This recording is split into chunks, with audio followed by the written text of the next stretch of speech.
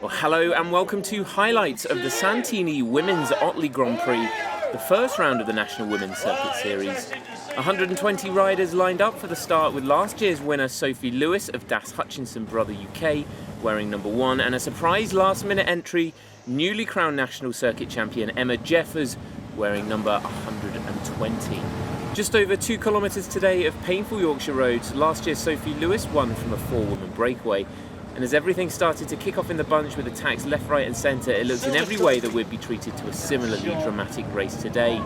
It wasn't long until the race began to really string out, with Kat Ferguson of Shib de Mapex race team pulling the pace at the front, wanting to better her second place of last year. Ferguson would be joined by teammate Imogen Wolf and defending champion Sophie Lewis, but Loughborough Lightning, chasing hard, would bring the three back, and next it was Frankie Hall, who launched a blistering attack to stay away solo for almost an entire lap, with a tentative lead before being joined by Danielle Watkinson in the purple and pink of Jaden Vive Lavello Glasden, and together their lead would build considerably. With the two working well together out front, the chasing group needed some kind of structure, but there didn't really seem to be the urgency required to effectively start pulling Hall and Watkinson back. Das Hutchinson Brother UK had strength in numbers and were happy to control and disrupt the chase.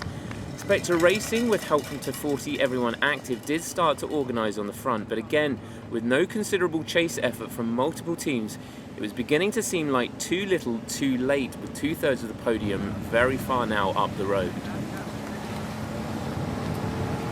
Into the last lap then, and the stage was set for a showdown between Hall and Watkinson. The effects of their huge effort off the front clear from the pain on both their faces as the pair continued to relentlessly hammer the pace.